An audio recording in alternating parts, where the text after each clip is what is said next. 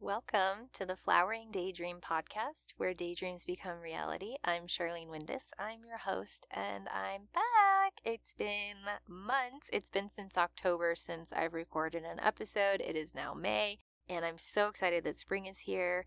And I'm celebrating spring, and I'm feeling so nourished by spring, the beautiful colors and the beautiful aromas. And we have this marsh, this like protected wetland by my house, and the frogs are just like a symphony every single night. It's my favorite time of year, and I just love the nourishment and the creativity and the beauty that comes out of the earth in the springtime. I was also born, in April. I'm an Aries, and I love the spring. So I hope you all are also able to take time out and enjoy the nourishment that the spring season brings spiritually and energetically. So I have a lot of updates. Well, not a lot of updates. I have two updates. One is I've been totally consumed and passionately involved in creating my first Oracle card deck that hopefully will be published in the fall. And I don't have a hard deadline on that, and neither does my artist or my graphic designer. We're just working at it at a pace that feels good to us. And it's taken me a total of 2 years to even get this where it's at now. And I do want it here now. I am impatient, but at the same time, I also want to have balance in my work life and creative areas so that I'm not burnout and overextended, which are patterns that I definitely do and have worked on for a very long time. So I am trying to do this in a good and true and healthy way, and that's why I haven't been here for a few months. So as soon as that publishes, I'm hoping to get back on here a little bit more regularly because I love sharing things with you all, and I love having the podcast and just bringing things forward to share. So that is happening. It's going well, and I can't wait to share it with you all. Everything that we've done has been done in a spiritual container through ceremony and through channeling, and so this deck is going to be so spiritually charged. I can't even handle it.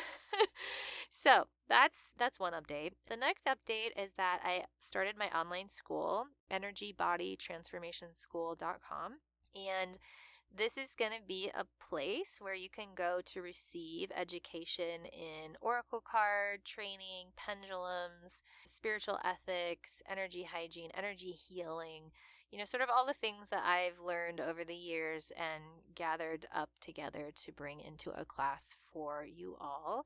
And the first class that is on the school website right now is Spiritual and Energetic Ethics.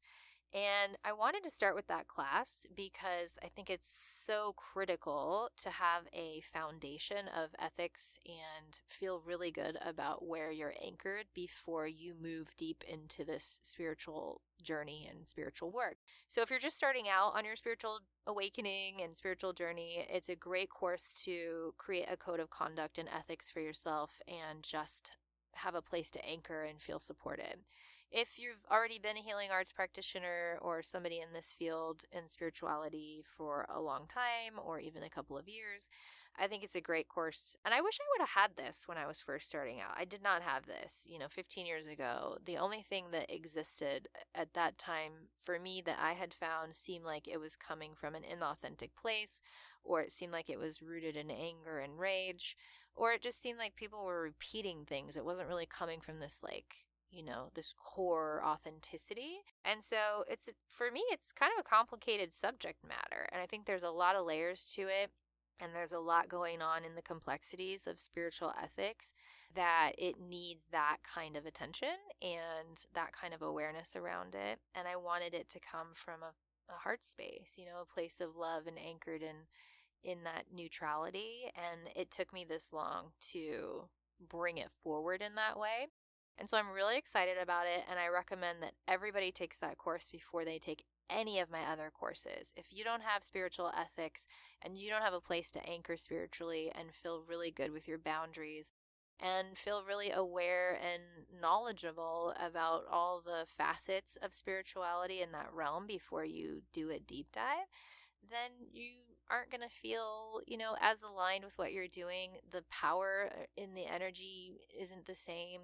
The connection is sort of missing.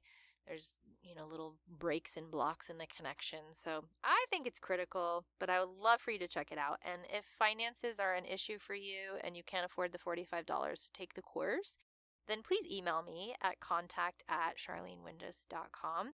I can offer scholarship, I can offer a sliding scale or a discount. You just let me know what you need. I think this is a course that everybody should have access to. So please, please send me an email if you need to. Otherwise, I appreciate your support in my work and the $45 tuition fee. I am very grateful.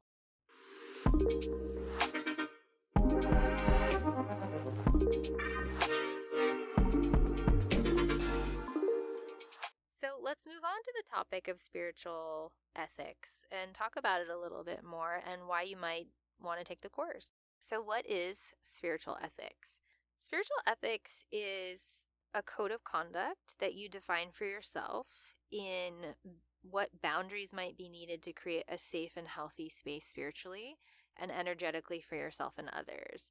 It's why judgment, permission, opinions, and projections and listening skills are important aspects in tracking. There's so much to it. It's different for an individual versus a practitioner in the healing arts, and it just begins to layer and expand. And so there are some separations in that, and I do talk about that in the course. But it's about energy hygiene. It's about why connecting with your ancestors and ancestral healing is relevant and important to spiritual ethics. We talk about some of the complicated, complex things like spiritual bypassing and spiritual escapism and why those things might matter. We talk about energy anatomy and why the different ways to view the energy and the anatomy is important. It's not just the Hindu chakras, it's the 3 cauldrons, it's the Chinese meridians, it's the human biofield. There are so many ways to view and look at energy anatomy. And this is where cultural awareness, cosmology, and intuitive interpretation affects, the energy of ourselves and others. And having these awarenesses are important. If you're a practitioner and you have somebody on your table from a different culture or different cosmology and you don't have an awareness about those kinds of things, then there's going to be a big disconnect in the way the healing service and space is being held. And also just expanding your own awareness about the differences, in the world and with each other. We talk about why in the course having a spiritual anchor is really important, and boundaries are really important in this work: spiritual, mental, physical, and emotional. Our words matter, our opinions matter, and being accountable for these things, and understanding land acknowledgement and duality in spirituality. So that is a lot of things that encompass spiritual ethics, and I'll probably continue to be adding to that. But spiritual ethics can boil down to simply making sure that you have permission to offer intuitive information to someone before just offering it. It can boil down to just because you can doesn't mean you do, and just having a sensitivity and awareness about how diversity affects this work, about how your personal healing affects this work. And so the ethics come into play when we consider all these different facets of ourselves and others and come up with a good, strong container for how we're going to proceed in spirituality in a safe way for ourselves and for others. And that's really what the course is all about. So I want to share a little bit of a story time to kind of reflect back a moment where spiritual ethics kind of came up for me with one of my kids. And I was lying in bed with my 8-year-old son, and we always have, pillow talk or a little conversation at the end of the night where we just kind of release the day.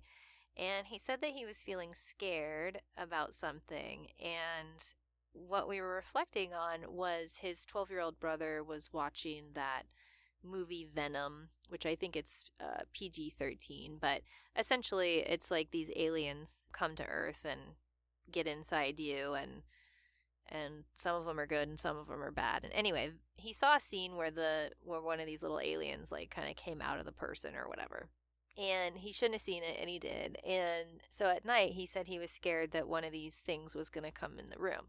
So we started having the conversation about how movies are made and how they were all actors and it was prosthetics and makeup and, creating a visual and a story and cinematography. And, we just had a lot of conversation about that and how this thing in the movie isn't really going to come through his door because it was made up in the movie.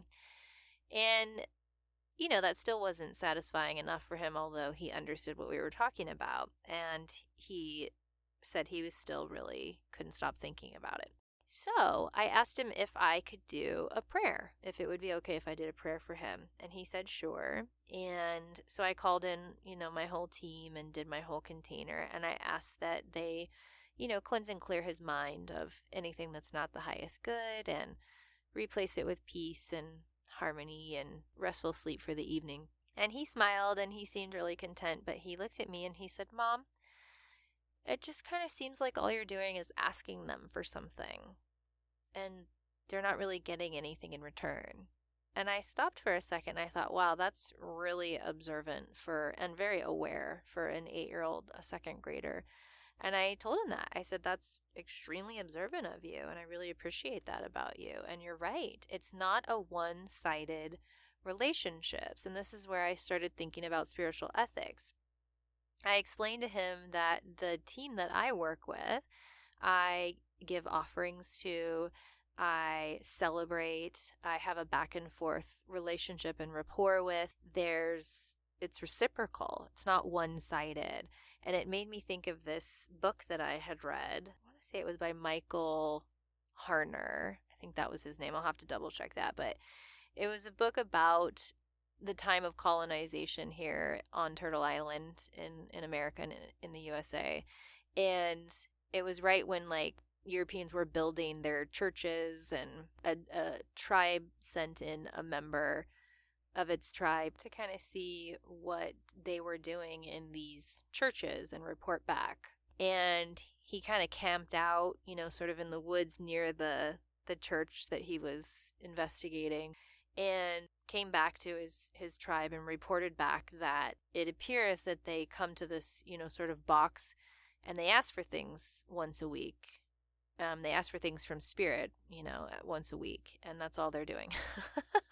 And that was the observation, right?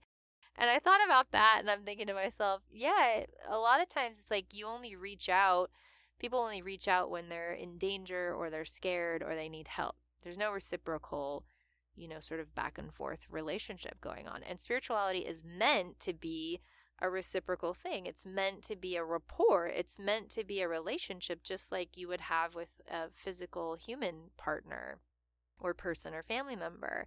And so it's just a lot more than that. For me, spirituality isn't just about asking for things or reaching out when I feel unsafe or in danger or wanting protection or guidance and things like that. It's about getting to know who's on my team, my good, true, and beautiful ancestors, or whoever that is to you.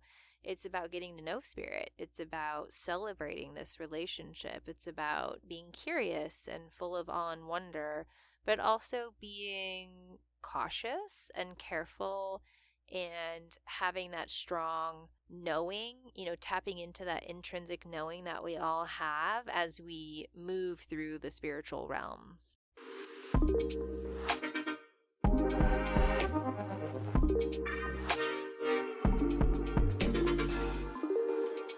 I'm excited to invite you to take the course and show you what else might be coming out in the future. And for the Oracle card deck that's going to be coming out soon, you can find me on Instagram, on TikTok, on Facebook, on my website at charlenewindus.com, and also now my school at energybodytransformationschool.com.